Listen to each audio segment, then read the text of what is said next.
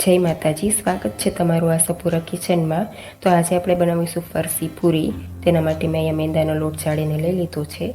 તેમાં 2 ચમચી જેટલું જીરું વાટીને લીધું છે, વાટેલો મરી પાવડર 1.5 ચમચી જેટલો અને અજમો લીધો છે, તેને પણ વાટી લીધો છે। અડધી ચમચી જેટલો અજમો લીધો છે, મીઠું લીધું છે સ્વાદ અનુસાર। તેને સારી રીતે મિક્સ કરી લેશી। ઘી લીધું છે, ગરમ કરી લીધું છે। 2 ચમચી જેટલું ઘીનું મોવણ લેશી અને સારી રીતે લોટમાં મિક્સ કરી લેશી। મોવણ ઘીનું જ લેવાનું છે, જેથી પૂરી ક્રિસ્પી અને સોફ્ટ બનશે, એકદમ સરસ। આ રીતનું મુઠ્ઠી પડતું મોવણ રાખવાનું છે। હવે તેમાં થોડું પાણી નાખીને લોટ બાંધી લેશી। થોડું પાણી લઈને જ લોટ બાંધવાનો છે। આટલો લોટ બાંધવામાં લગભગ અડધી વાટકીથી ઓછું પાણી જોશે। લોટ સરસ બંધાઈ ગયો છે।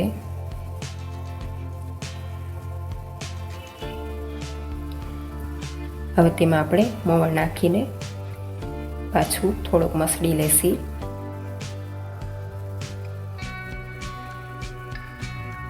આ રીતનો લોટ રાખવાનો છે। હવે તેને 20 મિનિટ માટે રેસ્ટ આપી દેશી। ત્યાં સુધી આપણે આ પેસ્ટ બનાવી લેશી। ઘી લીધું છે 2 ચમચી જેટલું, ચોખાનો લોટ લીધો છે 2 ચમચી જેટલો, તેને સારી રીતે મિક્સ કરી લેશી। એકદમ સારી રીતે મિક્સ કરી લેવાનું છે। થોડું ઘીની જરૂર વધારે છે, જેથી પેસ્ટ થોડીક પતલી બને, એટલે 1 ચમચી જેટલું ઘી લીધું છે પાછળથી। આ રીતની પેસ્ટ રાખવાની છે। તો 20 મિનિટ થઈ ગઈ છે, આપણે ચેક કરી લઈએ।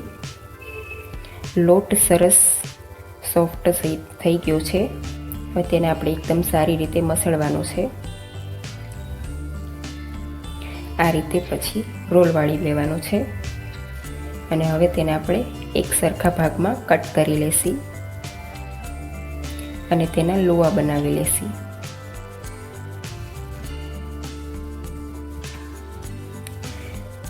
હવે તેને આપણે એક મોટી રોટલી વણી લેશી। આ રીતે મોટી અને પાતળી રોટલી વણી લેવાની છે।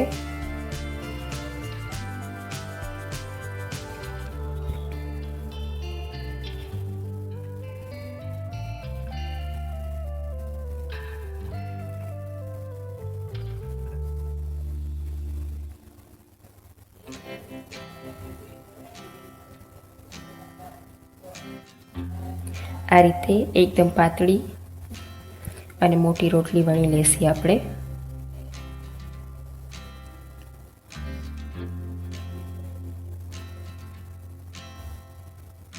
જોઈ શકો છો, રોટલી સરસ વણાઈ ગઈ છે।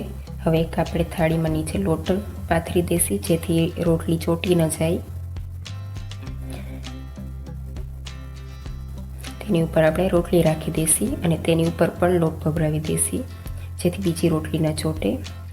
એ જ રીતે આપણે બીજી રોટલી વણી લેશી। તો બીજી રોટલી પણ સરસ વણાઈ ગઈ છે। તેને આપણે આ રીતે પેલી રોટલી ઉપર રાખી દેશી। આ રીતે 3 રોટલી તૈયાર કરવાની છે। હવે તેની ઉપર આપણે જે ચોખાની ને ઘીની પેસ્ટ બનાવી છે તે સરસ રીતે લગાવી દેશી। તેની ઉપર બીજી રોટલી રાખી દેશી આ રીતે, અને તેની ઉપર પણ પેસ્ટ લગાવી દેશી સારી રીતે। બધી સાઈડ એકદમ સારી રીતે લગાવવાની છે પેસ્ટ। તેની ઉપર આપણે ત્રીજી રોટલી લગાવી દેશી અને તેની ઉપર પણ પેસ્ટ લગાવી દેશી।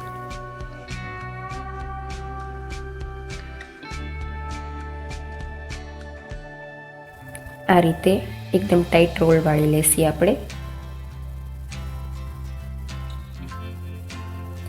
લાસ્ટમાં આપણે થોડું પાણી લગાવી દેશી કોર્નર પર, જેથી એકદમ સરસ ચોટી જાય। હવે આ રીતે હળવા હાથે આપણે રોલ બનાવી લેશી। તો રોલ તૈયાર છે। હવે તેને એક સરખા ભાગમાં કટ કરી લેશી। આ રીતે 1-1 ઇંચના અંતરે કટ કરવાનું છે હળવા હાથે।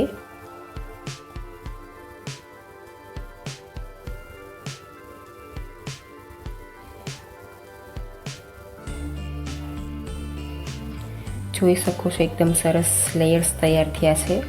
હવે તેને હળવા હાથે વણી લેશી।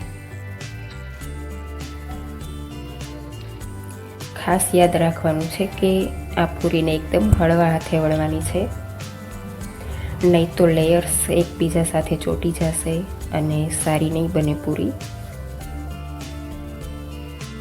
આ રીતે હળવા હાથે વણી લેશી। જો કોઈ પણ જગ્યાએ કોર્નરમાંથી છૂટું પડી જાય કોઈ પણ લેયર્સ તો સહેજ પાણીવાળો હાથ કરીને તેને ચોંટાડી દેવાનું છે। બહુ પતલી નથી કરવાની, થોડી જાડી જ રહેવા દેવાની છે।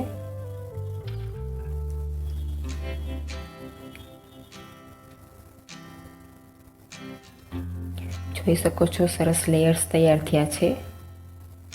આટલી થીક રહેવા દેવાની છે। તો બધી પૂરી તૈયાર છે। તેલ પહેલેથી ગરમ કરવા મૂકી દીધું છે, ચેક કરી લઈ। તેલ સરસ ગરમ થઈ ગયું છે, મીડિયમ ગરમ રાખવાનું છે। તેમાં આપણે એક એક કરીને પૂરી નાખી દઈ। પૂરી થોડી ઉપર આવી જાય પછી જ આપણે જારો અડાડશી।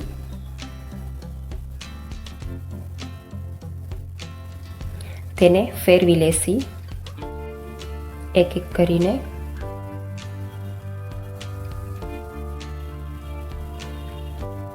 આ પૂરીને ગોલ્ડન બ્રાઉન થવા દેવાની છે અને ધીમા તાપે પણ નહીં અને ફાસ્ટ ફ્લેમે પણ નથી થવા દેવાની, મીડિયમ ફ્લેમે થવા દેવાની છે, નહીં તો બળી જશે પૂરી ફાસ્ટ ફ્લેમે। જોઈ શકો છો સરસ લેયર્સ તૈયાર થયા છે, એકદમ ગોલ્ડન બ્રાઉન થવા દેવાની છે। તો પૂરી તૈયાર છે। લગભગ 5 મિનિટ જેવો સમય થયો છે તળાવવામાં। કાઢી લેશી તેને। હવે જે બાકીનો લોટ વધ્યો છે તેમાંથી જે સાદી પૂરી હોય એ બનાવી લેશી। આ રીતે નાના લુવામાંથી પાતળી પૂરી વણી લેશી। એકદમ પાતળી બનાવવાની છે જેથી તળાઈ પણ જલ્દી જશે અને ખાવામાં પણ બહુ સરસ લાગશે।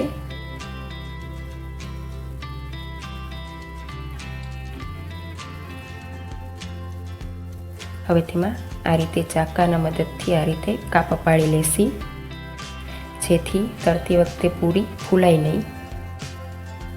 આ રીતની પાતળી રહેવા દેવાની છે। એ જ રીતે મેં બધી પૂરી વણી લીધી છે। હવે તેને પણ તળી લઈએ આપણે। તો તેલ સરસ ગરમ થઈ ગયું છે,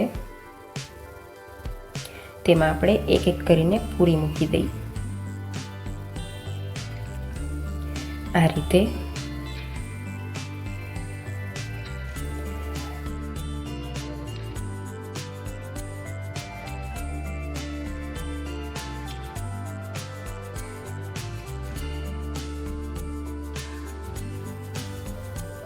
જારાને થોડી વાર પછી જડાડવાનો છે।